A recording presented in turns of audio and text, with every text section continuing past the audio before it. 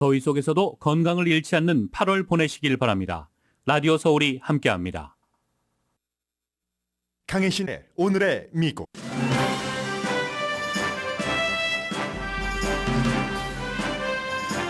허리케인 이달리아는 카테고리 3으로 플로리다에 도달해서 빠른 시간 안에 세력이 약해져 지금은 카테고리 1로 조지아로 향합니다. 플로리다주뿐만 아니라 조지아 또 캐롤라이나주에도 많은 폭우가 내렸고 여전히 해당 지역에는 비상사태가 선포 중입니다.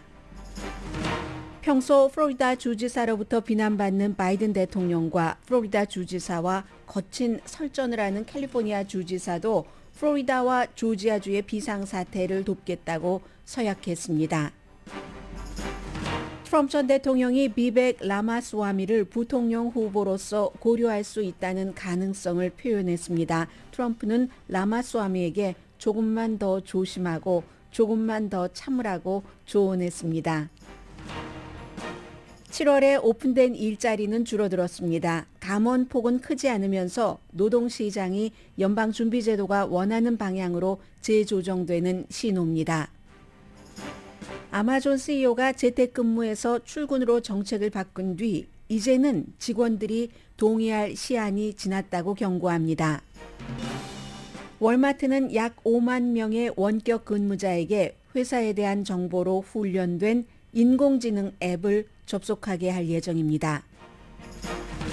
유니버시티 오브 노스캐롤라이나에서 담당 교수를 살해한 용의자인 중국인 학생은 1급 살인 혐의로 기소됐습니다. 그는 영어를 배우는데 어려움을 겪었고 밤늦게까지 실험실에서 일하는데 불만이 있었던 것으로 알려졌습니다.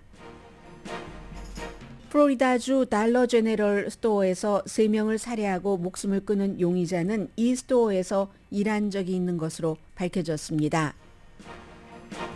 캐나다가 자국민에게 미국 여행을 가기 전에 미국의 성소수자에 관한 법을 잘 알고 가라고 경고를 합니다. 지금까지는 우간다, 러시아, 이집트로 가는 여행객들에게만 해오던 경고입니다.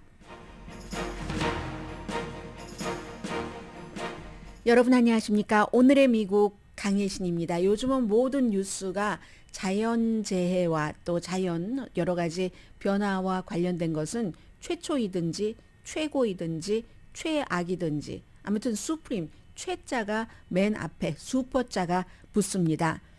뭐 미국뿐만 그런 건 아니지만 지금 플로리다주도 마찬가지여서 이제부터 사망자도 나왔고요. 사람들이 각오하고 준비했었던 그런 것이 있어서 그런지 현재로서는 아직 집계되지는 않았지만 최악의 상황은 면한 게 아닌가. 지금 그 리포터들이 리포트하는 것을 보면은 그렇게 느껴지거든요. 허리케인 이달리아를 말씀드리고 있습니다. 이제 플로리다 쪽에서 조지아주로 가고 있기 때문에 조지아주에도 한국 분들이 많이 살고 계시고요. 그러나 이 허리케인 이달리아가 이제는 세력 1로 약해져서 뭐 시속 60마일, 70마일 정도 바람, 그리고 이제 조지아주의 경우는 아무래도 한인분들이 많이 살고 계시니까 한인분들을 신경을 쓸 수밖에 없습니다. 많이 살고 계시는 애틀란타 주변보다는 조금 아래쪽에 조지아 남부 쪽을 거쳐서 사우스캐롤라이나, 노스캐롤라이나 주도 남동부 쪽으로 이렇게 거쳐서 가는 경로거든요. 올해 허리케인 시즌의 첫 번째 주요 허리케인이 이달리아입니다. 다른 허리케인보다 훨씬 활발하죠. 물론 지난해에도 이안이 플로리다 지역을 지나갔지만 인간이 만들어낸 기후변화의 영향도 아주 크고 해서 바닷물의 온도가 높으면은 그러면 이제 공기가 따뜻하고 물도 따뜻하고 하면은 허리케인에는 영양분을 주는 거랍니다. 기운을 주는 게 돼서 굉장히 속도도 강하고 그리고 시속 자체도 강해지고 비도 많이 뿌릴 수 있는 게 바로 지구온난화라고 하거든요. 그래서 당초 예상보다는 굉장히 강한 카테고리 4가 돼서 플로리다주 해안에 도착을 했습니다. 바람은 뭐 시속 130마일까지 갔었고요. 당초 예상보다 훨씬 높은 파고도 16피트까지 올라갔습니다. 플로리다주가 카운티가 67개인데 그 67개 가운데서 대피령이 내려진 곳만 28개 카운티입니다. 28개 카운티에 대피령이 내려졌는데 아마도 이쪽 서쪽 해안이기 때문에 좀 사람들이 덜 사는 그런 지역도 많았던 것 같고요. 관광객들이 가는 것도 있지만 막 몰려가서 뭐 쇼핑하고 이런 지역보다는 좀 조용하게 한적하게 있다 오는 그런 지역이 조금 많았던 것 같습니다. 전체적으로는 인구 2,100만 명, 플로리다주 이제 반은 아니지만 3분의 1은 넘는 28개 카운티에서 지금 대피했었던 사람들 돌아오지 못합니다. 아직은 큰 인명피해는 없지만 텔레비전 같은 것을 보면 완전히 예전에 한국의 상하수도 시설이 잘 돼 있지 않았던 때 막 집 1층, 2층 되면 1층은 다 차고 이런 정도로 지금 물이 사람은 없는 곳에 대피한 곳에 물은 가득 차 있고요. 지금 파스코 카운티에서 이런 때는 운전하지 말아야지 되는데 피치 못할 사정이 있으셨겠죠. 운전을 하시던 분이 사망자 현재 나왔고요. 지금 비상사태는 여전하고 플로리다, 조지아, 노스캐롤라이나, 사우스캐롤라이나의 폭우, 토네이도는 뭐 언제든지 불 수 있는 거니까 바닷물이 타운을 덮친 곳 굉장히 많고요.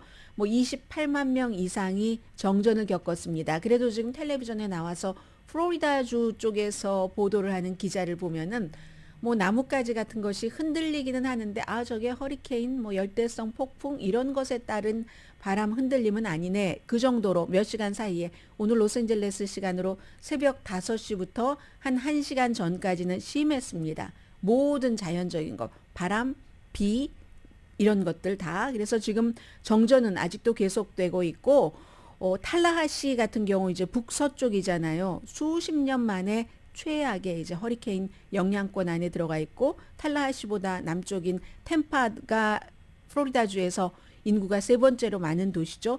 시는 완전히 닫혀 있습니다. 극장도 닫혀 있고 식당도 닫혀 있고 그래서 탈라하시부터 조금 북서쪽의 탈라하시부터 좀 남쪽의 템파까지 여기를 이제 빅밴드라고 이으는 곳이잖아요. 서쪽 해안을 이 빅밴드가 이번에 허리케인의 강타가 가장 강했던 그런 곳이고요. 학교 당연히 휴교했었고 방위군 군인들도 배치됐고 많은 분들이 이제 요즘은 다른 지역에서 먼저 이 기후 변화와 연관된 어떤 것을 경험을 한 걸 보기 때문에 이번에 플로리다주에도 지금 리포트밖에 없네요. 그 길에 바닷가에 말하자면 샌프란시스코가 아니라 뭐 샌프란시스코도 피어가 있지만 말리브라든가 산타모니카 피어처럼 그렇게 생긴 곳에서 딱 기자 한 명만 리포트합니다. 전부 대피를 한 거고요.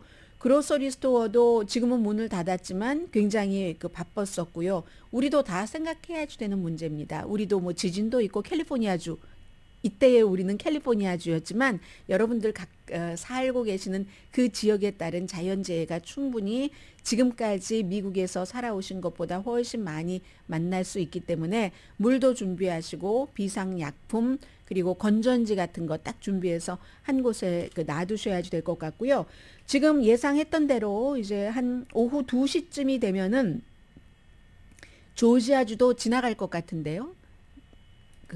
이달리아가 그리고 한 저녁 8시쯤이 되면은 사우스캐롤라이나주의 동북쪽 그리고 노스캐롤라이나주의 남동쪽 뭐 이렇게 해서 오늘 저녁부터 내일까지는 노스캐롤라이나주와 사우스캐롤라이나주 그리고 지금은 이제 조지아주에 살고 계시는 분들 조지아주가 한 반 정도 반 이상은 영향권 아래 들어갑니다. 그런데 이제 애틀란타가 좀 북쪽이니까 애틀란타는 큰 피해는 없겠지만 역시 허리케인이 그 큰 것이 뜨면 주변에 뭐 바람도 뜨고 하지 않겠어요. 그렇게 돼서 이제 내일이 되면은 대서양 쪽으로 이렇게 빠져나가겠습니다. 물론 이렇게 허리케인이 대서양 쪽으로 빠져나간다 할지라도 동북부에 살고 계시는 많은 분들은 그 영향을 조금 받으실 겁니다.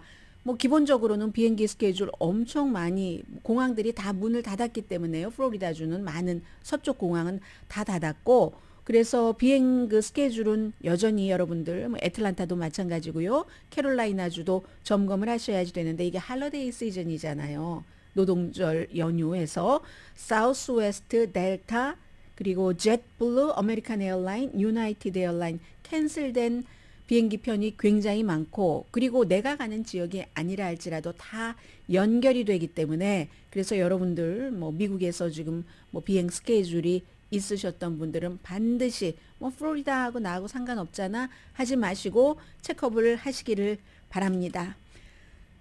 그래서 그 정도로 말씀드릴 수 있고요. 이 카테고리 조지아주도 여러분들 카테고리 1만 하더라도 바람은 시속 그 100 아래, 108호 아래. 이제 허리케인 정도 된다 하면은 74 정도는 돼야지 됩니다. 시속 우리가 프리웨이에서 고정적으로 해놓은 그 시속보다 약간 높은 뭐 캘리포니아 대부분의 프리웨이에서 74에서 95.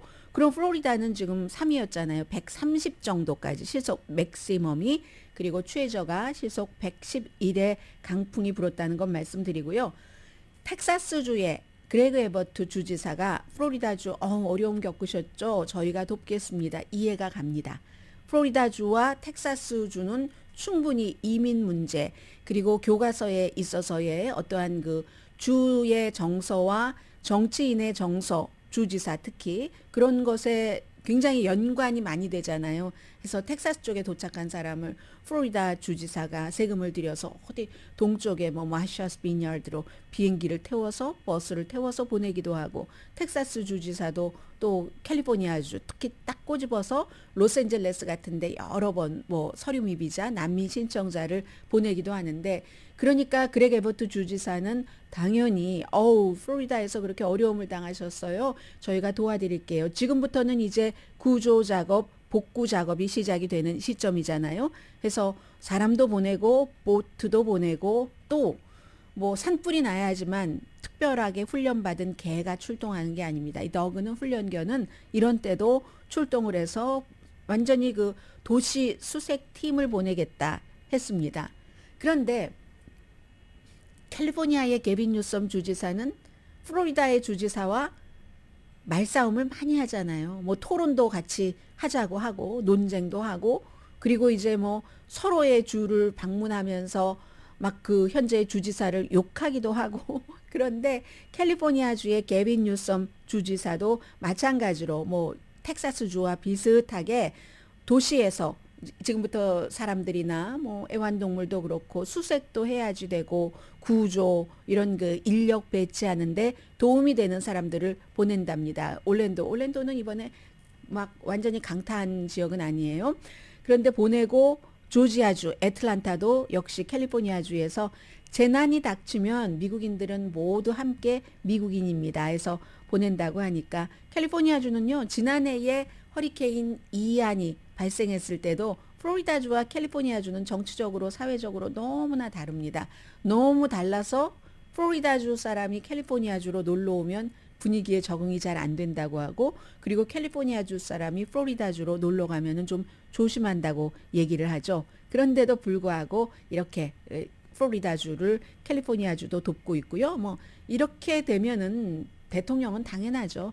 이 바이든 대통령은 먼저 이 플로리다주의 주지사에게 전화를 걸었습니다. 불과 며칠 전에 플로리다 론 디센티스 주지사가 바이든 대통령을 엄청 비난했잖아요. 뭐 하와이 그 산불 대응이 그게 뭐야? 가려면 진즉 가야지. 왜 그렇게 늦게 가? 대통령 맞아? 그런데도 전화 걸어서 연방 정부가 할 수 있는 최대한의 일을 하겠습니다. 미국이 이 정도까지는 보여줍니다. 재난이 있을 때 이 정도까지는 아직 보여주고 뭐 지난해 이안 때도 마찬가지였어요. 바이든 대통령이 직접 플로리다주에 가서 론 디센티스와 같이 딱 잘 만들어 놓은 연단에서 디센티스도 이 바이든 대통령에게 막 와줘서 고맙다고 하고 온 것도 고맙지만 대통령이 가면 그냥 가는 게 아니잖아요. 연방 정부의 지원, 돈도 같이 가니까 고맙다고 당연히 하겠죠. 그런 일들이 있었습니다.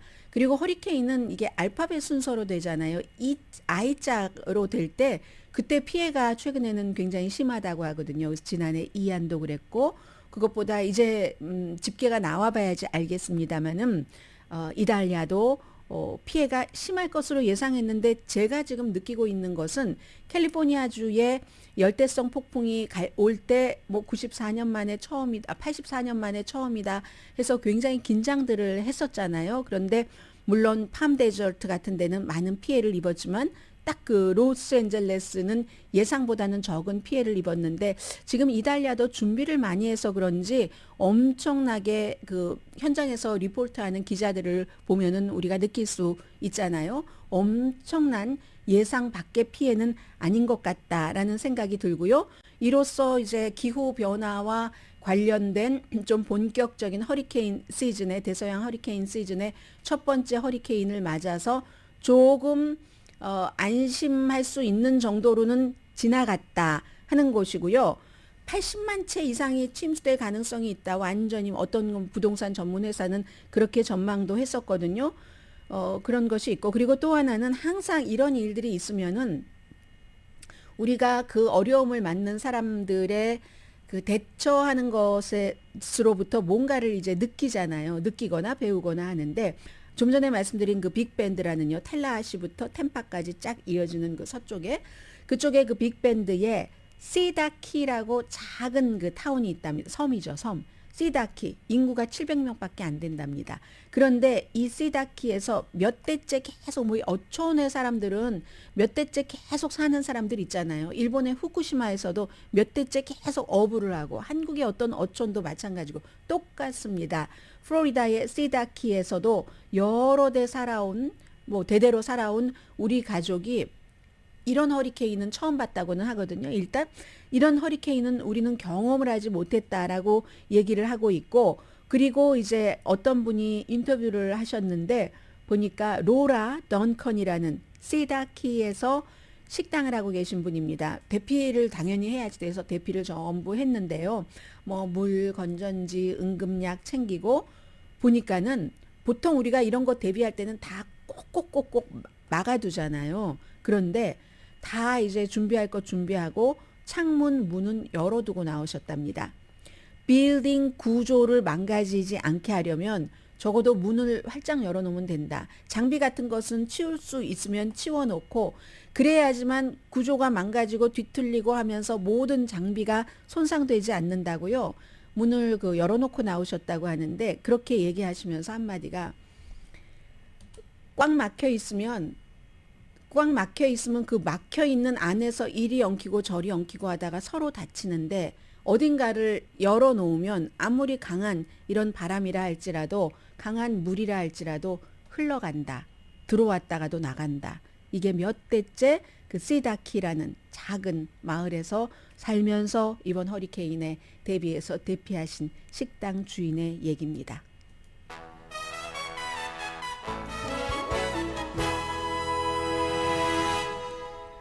오늘의 미국은 전문가가 추천하는 이민법, 가정법 전문 제인정 종합법률 사무소, 총 20억 달러 승소, 교통사고와 상해 전문 브라이언 타필라와 CG 변호사 그룹 공동펀입니다. 잠시 뒤에 뭐 사회적인 문제도 조금 말씀드리겠고 그리고 이제 지금부터는 2024년도 대선과 관련된 뉴스를 빼놓을 수가 없죠. 업데이트를 뭐 아주 시시콜콜이 해드리지는 않겠습니다. 그냥 강약 이런 식으로 오늘의 강인 2024년도 대선에서의 업데이트 뉴스는 뭘까요? 잠시 뒤에 뵙겠습니다.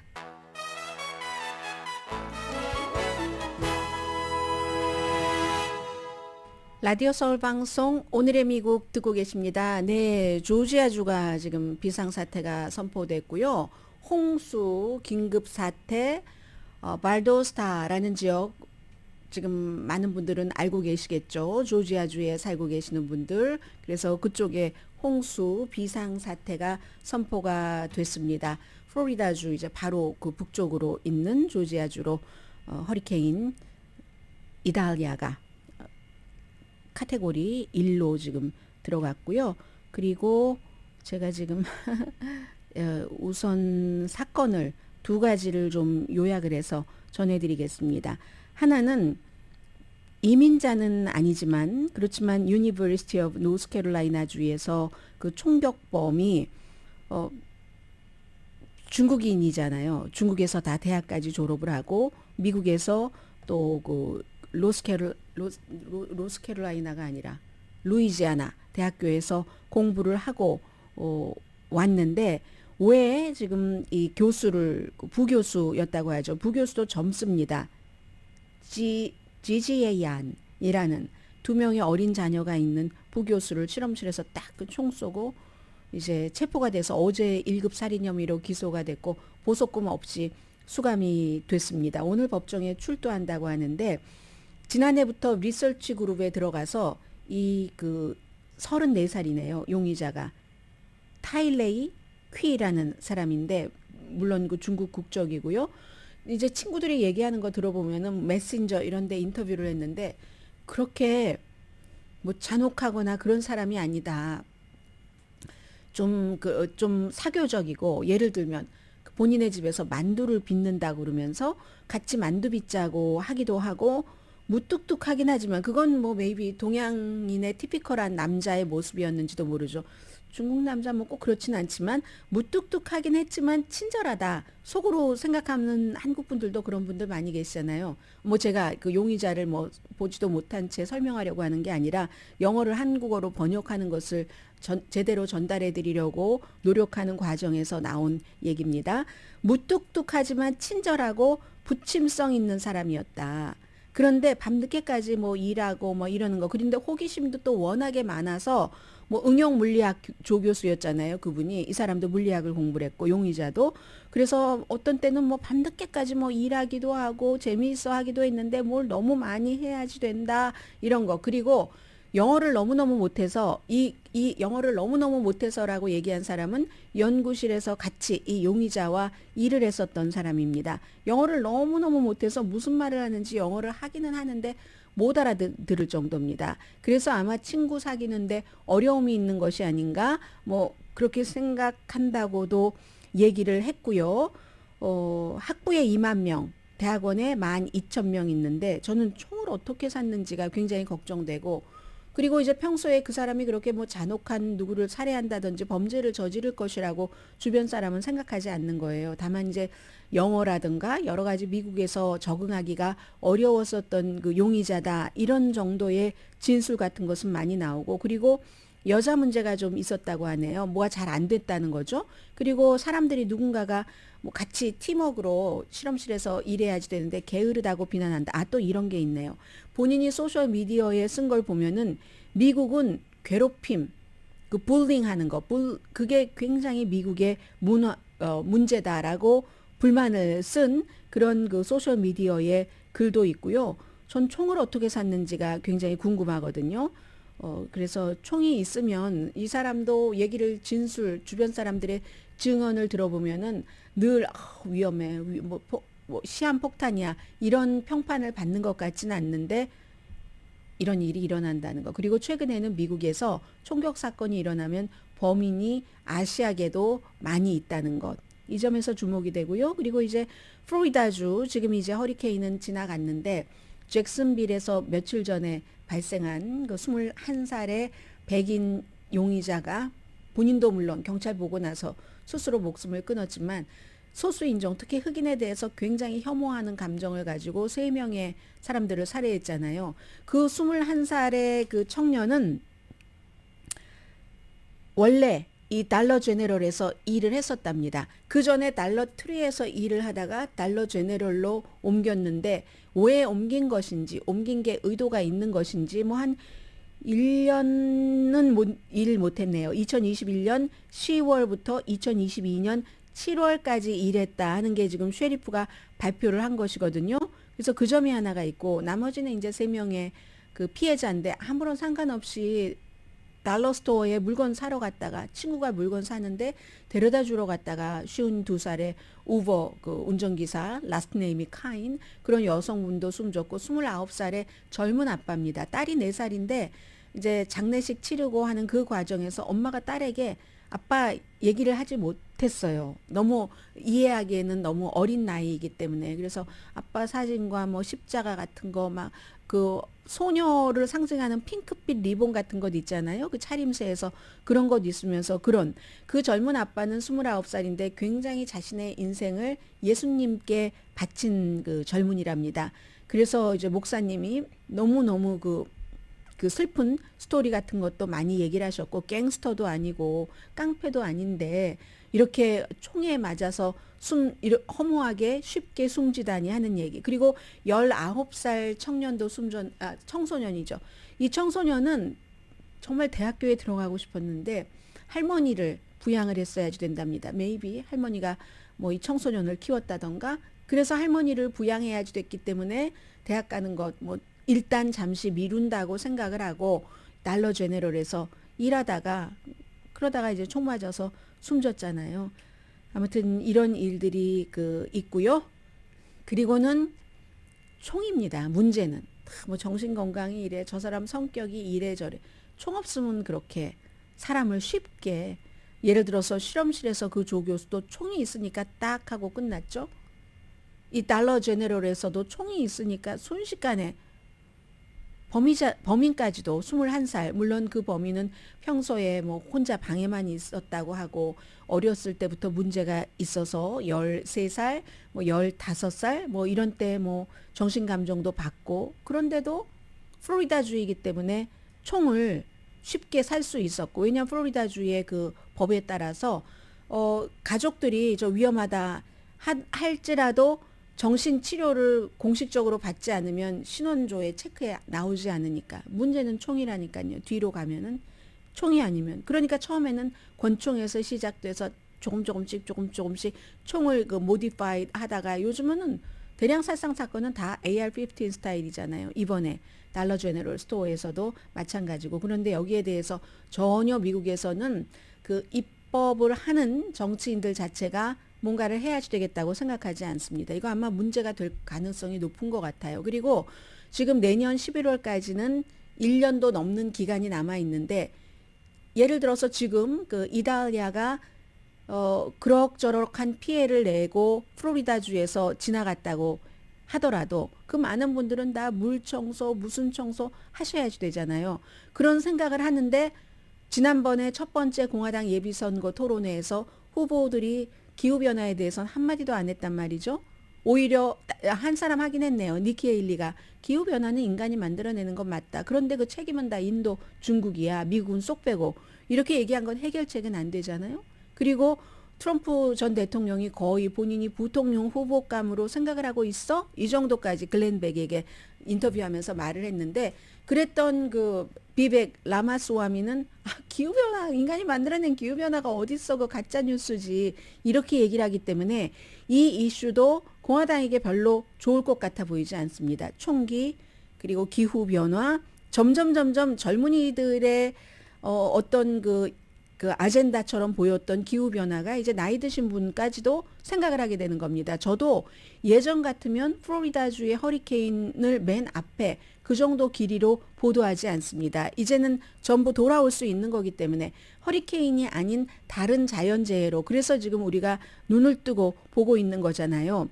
2024년도 공화당 예비선거들 가운데서 프란시스 수알레스라는 마이애미 시장 이제 사퇴했습니다. 너무 지지율도 안 나오고 돈도 거치지 않으니까 사퇴했고 레리 호건 임기 제한이 있어서 이제 메릴랜드 주지사에서 내려온 레리 호건이 대통령 후보로 나가지 않아? 그러면은 한국의 사위가 나가는 거야? 이런 생각을 많이 했었는데 이번에 안 나가잖아요. 레리 호건이 어제 그제 인터뷰를 많이 하던데 여러 매체에서 공화당 후보들이 트럼프 전 대통령을 지금까지 지지하는 게 굉장한 실수라고 얘기를 합니다.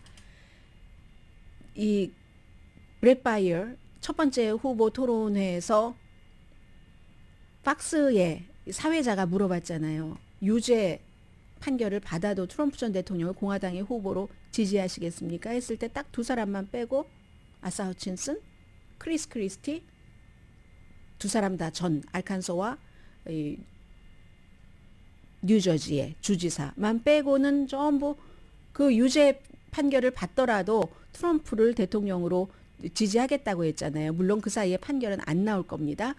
그러니까 이 레리 호건이 뭐라고 얘기를 하냐면 이건 누구라도 재판이나 증거 같은 것을 자세히 보고 듣고 하지도 않고 유죄 판결을 받을지 받지 않을지도 알지 못하는 이런 상황에서 그런 약속들을 다 배울 만한 사람들이잖아요. 대통령이 되겠다는 사람들이잖아요. 거기 하버드 출신이 몇 명입니까?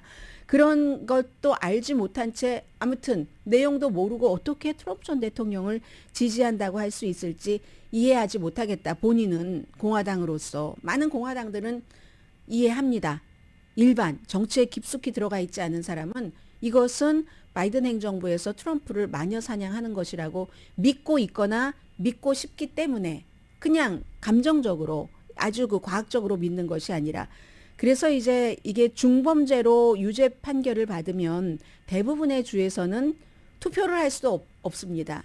배심원으로 일할 수도 없습니다. 물론 이런 게 최근에 고쳐진 데가 있어요. 플로리다주라든가. 뭐 투표를 할 수 전과자도 투표를 할 수 있게 한다던가. 그런데 대부분의 주에서는 아직 그런 것도 할 수 없는데 어떻게 대통령을 할 수 있는가? 이건 완전히 사법 시스템을 깡그리 무시한다는 거잖아요. 미국에 좋지 않다라고 얘기를 했습니다. 그리고 레리 호건 전 메릴랜드 주지사는 공화당도 아니고 민주당도 아닌 또 다른 No Labels라는 단체의 공동 의장을 맡고 있고요. 조 리버먼 전 연방 상원 의원과 마찬가지로 그래서 2024년도 선거가 바이든 현 대통령과 트럼프 전 대통령의 대결이 확정이 된다면 본인들의 제3의 임무를 추구하는 이 조직에서 제3의 인물을 후보를 내놓을 수도 있다. 이제 이렇게 얘기를 합니다. 그렇지만 뭐 이것도 좀 시간 지나가 봐야지 하는 거예요. 슈퍼 튜스데이 3월 5일 선거 결과 나오고 그렇게 봐야지 되는 거고요. 이런 인터뷰들을 지금 하고 있고 트럼프 전 대통령은 돈 많이 모았습니다. 인기가 좋은 거예요. 공화당 사이에서 8월 달에 2천만 달러. 그런데 하나의 이슈로 940만 달러 이상을 모았습니다. 머그샷. 그 머그샷 때문에 머그샷 범죄 피의자야 하고 찍은 그 사진으로 티셔츠에 사진을 받고 머그에 받고 해서 940만 달러를 며칠 사이에 벌었다니까요. 그런데 이제 트럼프 전 대통령이 첫 번째 토론회에서 토론을 하지 않고 나서 존재감이 엘레판트 인 더 룸이라고 없어도 있는 것처럼 보인다 했는데 엘레판트가 인 더 룸에 없었다라고 얘기하는 사람도 있습니다. 그 사이에 뭐 비백, 라마스와미도 조금 뜨고 사람에 따라서는 니키 헤일리가 좀 잘했다. 눈에 띄게 뭐 좀 토론을 했네 하고 생각하는 사람도 있으니까 그래서 이제 에머슨 칼리지에서 쭉 여론조사를 해왔는데 후보 1차 토론회가 끝나고 나서 트럼프 전 대통령의 지지율이 6%가 내려가서 56%에서 50%, 에머슨의 여론조사 결과로는 최저입니다. 그러면 다음 달에 캘리포니아주거든요. 9월 27일 로너드 레이건 박물관에서 열립니다. 이때도 참여하지 않는다면 계속 참여하지 않을 수가 있을까? 이번에는 첫 번째는 트럼프 전 대통령이 괜찮았어요. 왜냐하면 다른 모든 후보들이 레리 호건 전 메릴랜드 주지사가 미스테이크였어 라고 얘기를 하는 것처럼 트럼프를 공격하지 않았습니다. 아무도 트럼프를 두둔하고 바이든을 공격을 했지. 그래서 트럼프가 특별히 잃어버릴 것은 없었지만 잃어버릴 게 특별히 없는 상황에서도 엘레판트 인 더 룸이 아니었다는 물리적으로 그 이유만으로 6% 지지율이 낮아졌잖아요. 그럼 캘리포니아주에서의 토론은 얼마나 많이 보겠습니까? 여러 가지 역사적인 상징성도 있고 레이건 박물관이라는 게 그래서 계속 안 나가긴 힘들걸? 뭐 이렇게 보는 사람들도 조금 있고요. 그리고 또 그랜백과 인터뷰에서 그랜백이라는 사람을 보면 제가 터커 칼슨도 생각나고 빌 올라힐리도 생각나고 다 박스에서 불미스럽게 해고된 사람들이죠. 불미스럽게 해고되기는 했는데 해고돼도 워낙에 또 본인들의 브랜드가 있으니까 돈 잘 법니다. 나름대로 뭐 팟캐스트를 한다던가 그렇게 해서 그래서 그랜백과 인터뷰를 했는데 38세잖아요. 바이오텍 기업인 비백 라마스와미. 젊다. 너무 젊고 좋다고 표현을 해서 이 글렌백이 물어봤어요. 부통령 후보감으로 이렇게 슬쩍 이제 넌지시 던져봤더니 아주 젊고 좀 이렇게 스마트하고 재능이 있는 사람 같아. 이렇게 얘기를 하고 그리고도 또다시 대단히 트럼프 전 대통령이 이제 여러 번 형용사를 쓰잖아요. 본인이 강조하고 싶으면 대단히 지적이다. 에너지가 있고 뭔가 있어.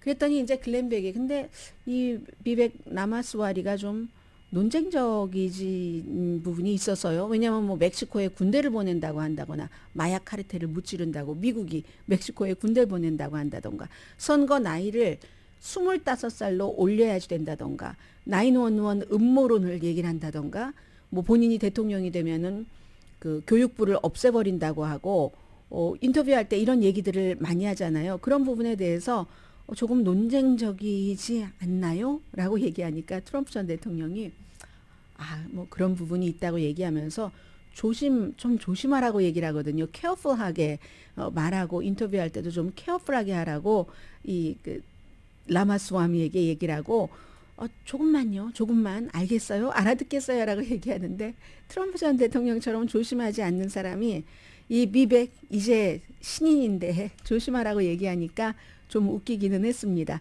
자, 그런 일이 있었고 그리고 비백 라마스와리는 에미넴이 그 본인이 이제 아이오와 그 시장 장터에 가서 선거 유세를 하면서 Lose Yourself라는 에미넴의 노래 아주 히트작이었던 것을 불러서 좀 인기였었다. 그리고 대통령 후보가 에미넴의 랩송을 라고 여러분들께 전해드렸었는데 어제 그 에미넴이 내 거 부르지 말라고. 그게 에미넴의 노래를 부른다는 것 자체가 한국 분들 가운데서 젊은 사람들은 에미넴 너무너무 즐기지만 그 사람이 인기가 있는 이유는 어떤 그 사회 기득권층에 대한 반항을 얘기를 하는 거잖아요. 뭐 여러 시스템에 대해서도 반항적인 것, 기득권을 부정하는 이런 것을 얘기를 하니까 젊은 층에서 여러 가지가 맞고 해서 그 공감을 하는 거잖아요. 그런데 비백 라마스와미는 저 사람은 기득권인데 내 노래하고 틀린데 왜 내 노래를 자신의 인생의 노래라고 그렇게 얘기를 하지 하고 부르지 말라고 딱 얘기를 했더니 젊은 사람이라 그런지 좀 빨리 물러나네요. 존중한다. 에미넴의 얘기를 존중해서 앞으로는 Lose Yourself를 부르지 않겠다. 이제 이렇게 얘기를 했습니다. 자, 잠시 뒤에 경제에 관한 뉴스와 경제에 관한 추세 전합니다.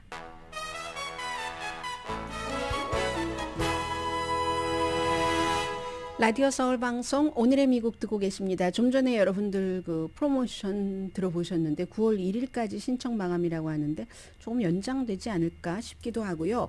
AI 인공지능 AI and mind.com으로 들어가시면 될 것 같고 아마 maybe 그거 하나만 알려드리는 게 좋겠습니다. 제가 그 내용이 나왔으니까 인공지능을 먼저 알아서 어드밴스드 유저라고 하죠. 다른 사람보다 더 잘 사용하는 그런 것들이 이미 이제 미국에서는 생활로 퍼졌습니다. 그 뉴스부터 전하겠습니다. 월마트가 약 5만 명의 원격 근무자에게 회사에 대한 정보로 잘 훈련된 인공지능 앱을 접속하는 프로그램을 우리가 마련해서 이제 곧 배포를 한다는 겁니다. 한마디로 뭔가 인공지능을 이용을 해서 직원들이 회사에 대해서 회사의 물건이나 아니면 회사의 회의 여러 가지를 다 잘 알 수 있도록 이게 훨씬 효율적이고 시간도 절약한다는 얘기거든요. 월마트는 미국에서 최대의 리테일 스토어입니다. 최대 규모의. 그래서 최대 규모의 리테일 스토어지만 아마존 이렇게 테크놀로지 업계가 아니잖아요. 그야말로 트래디셔널한 스토어 베이스드 된 그런 회사인데도 테크 업계의 새로운 이런 그 상품을 본인들의 사업에 적용을 한다는 겁니다. 그 이름은 앱의 이름은 어플리케이션의 이름은 My Assist 뭐 나를 도와준다는 뜻이 되겠죠. 그래서 이제 직원들에게 일일이 말할 수 없으니까 예전에는 뭐 이메일로 하고 뭐 이랬는데 이메일도 잘 안 열어보는 사람들 많습니다. 저도 이메일을 자주 열어보는 편은 아니거든요. 그래서 업무 그리고 어떤 회사가 꼭 말하고 싶은데 제대로 말로는 설명이 잘 안 되는 설명하는 사람이나 설명을 듣는 직원이나 여러 상황이 다르기 때문에 그렇게 안 되는 것을 긴 문서가 있잖아요. 회사의 어떤 프로토콜 같은 거. 이런 긴 문서도 있지만 그 문서의 요약본. 이 요약본이 좋죠. 그래서 요약본부터 새로운 컨텐츠를 직원들과 이렇게 나눈다. 이걸 또 컴퓨터, 뭐 스마트폰으로 잘 구분을 해서 한다는 건데 한마디로 월마트에서 이런 거 왜 하겠습니까? 생산성을 높이기 위해서 그 이상까지도 내다보고 있고 빨리 사용하면 빨리 사용할수록 이런 사업에 다른 회사보다 더 빨리 더 많이 효과를 누리겠죠. 그게 이제 AI, 인공지능의 어떤 것이잖아요. 해서 직원들의 아주 단순하고 반복적인 작업을 계속 해야지 되잖아요. 어떤 뭐 총무국에서 뭐가 직원 뭐 예를 전화번호가 바뀌었습니다 하면 그걸 또 이메일로 또 다 보내줘요. 그럴 필요 없이 뭐 앱에다가 하나만 딱 해놓으면은 그러면은 이제 앱을 보세요 라던가 이런 식으로 해서 딱 아주 쉽게 그러면 미루지도 않고 할 수 있고 돈도 절약되죠. 해서 직원들이 뭐 반복적이고 또 그런 작업에서 좀 시간을 우리 월마트 얘기는 직원들이 뭐 예를 들어 이메일을 보내고 전화를 걸고 하는 이런 반복적인 작업에서 저희가 조금 그분들을 해방시켜 드리려고 해요. 한데 해방하면 노는 거 아니잖아요. 다른 일을 할 수가 있잖아요. 거기에 이제 이 생산성이 들어가는 거죠. 돈도 절약하고 이렇게 할 수 있도록. 아무튼 뭔가 월마트가 얘기하는 게 좀 전에 그 AI 마인드 aiandmind.com의 USC의 홍영권 박사가 얘기한 것처럼 월마트가 똑같이 얘기를 합니다. 돈 절약하고 생산성 높이고 우리의 그 목표를 이루려면은 사람만 필요한 게 아닙니다. 이제는 사람과 기술이 다 필요한 겁니다. 그 기술이 우리 월마트에 특화된 인공지능 기술이 필요한 겁니다. 직원들만 가지고는 안 되는 겁니다 하는 것을 얘기를 하고 있습니다. 물론 한계도 있죠. 인공지능이 판단이 부족하다던가. 그러니까 인공지능만도 안 되고 인공지능이 슈퍼 컴퓨터잖아요. 너무 많은 정보를 갖고 있고 그 정보로 뭐 하나를 만들어낼 때 쫙 이렇게 그 편집을 해서 만들어내는. 그런데 그 슈퍼 컴퓨터 인공지능도 한계가 있지만 사람이 할 수 있는 게 있어서 같이 해야지 된다는 얘기입니다. 월마트가 2000 언제부터였었죠? 꽤 오래됐는데 한 74만 개의 휴대폰을 직원들에게 쫙 나눠줬습니다. 내부에 뭐 앱 같은 거 관리하는 스케줄 체크하고 이런 뭐 커뮤니케이션 할 수 있는. 그런데 그것보다 훨씬 이제 그 발전되고 더 간단하고 효율적인 인공지능을 사용한 앱을 준다는 거죠. 그럼 이거는 일단 시작을 직원들이랑 합니다. 그런데 커스터머를 위한 앱도 있을 것이다 하는 것을 암시를 하는 거고요. 시간이 이렇게 많이 지났나요? 아마존 CEO가 이제 적어도 우리 직원들은 일주일에 3번 정도는 재택근무해서 오피스 근무를 하십시오라고 정책을 밝힌 게 2월 달이고 5월 달부터 시행을 했습니다. 지금 8월 말이에요. 아직도 안 나오고 있는 직원들에게 경고를 합니다. 그럼 우리 회사랑 같이 일하기가 힘드시겠네요 라고 얘기를 하거든요. 어떤 직원은 사흘 나와서 일하는데 어떤 직원은 안 나오면 이건 공평하지 않죠 라고 얘기를 하면서 사무실에서 다른 직원과 같이 있을 때 뭐 문화도 배우고 실천하고 강화하고 의사소통 등등등등 여러분들 다 아시는 그게 필요합니다. 그러니까 이게 지금 두 가지가 같이 가는 거예요. 월마트 같은 회사가 테크놀로지를 가고 테크 회사인 아마존은 이렇게 직접 페이스 투 페이스 미팅을 해야지 된다. 이 두 가지가 같이 가야지 미래의 산업이다. 이렇게 보시면 될 것 같죠?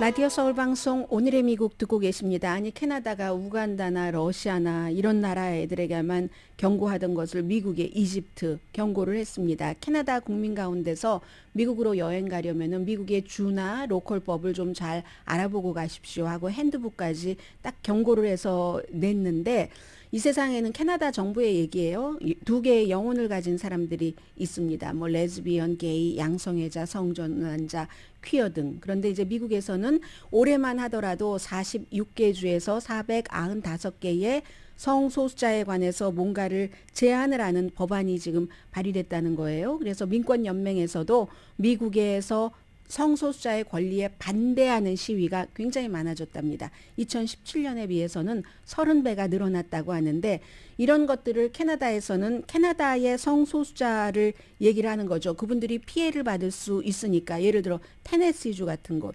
플로리다주 같은 이런데 또 캘리포니아주도 일부 지역에 가면은 힘들다 하는 것을 캠페인을 한다는 겁니다. 자국민을 보호하기 위해서 전문가를 고용을 해서 캐나다에서 이 같은 그 결정을 내렸다는 것이거든요. 우선 자, 오늘의 미국은 전문가가 추천하는 이민법, 가정법 전문 재인정 종합법률 사무소 총 20억 달러 승소, 교통사고와 상해 전문 브라이언 타필라와 CG 변호사 그룹 공동 후원이었습니다. 10시에 좋은 아침, 좋은 하루 방송됩니다. 네, 오늘 미국에서는 일본의 그 후쿠시마에서 기시다 후미오 총리가 그 사시미를 먹는 후쿠시마산 이런 것도 그 뉴스로 보도를 했고요. 새벽에 나올 때 깜짝 놀랐습니다. 달이 너무 컸어요. 밝고. 그래서 뭐지? 아, 맞아. 슈퍼 블루문이지 하고 봤더니 정말 슈퍼 블루문이더군요. 뭐 그 과학적인 것을 우리가 말해서 뭐 하겠어요. 지구와 달이 제일 가깝고 뭐 보름에 한 번 뜨는데 이게 이렇게 돼서 12개여야 되는데 13개가 되고 아무튼 오늘 밤에 보세요. 슈퍼문 정말 한 번 정도는 또 생각하고 마음가짐을 다질 만한 그런 슈퍼문 보실 수 있습니다. 강혜신이었습니다.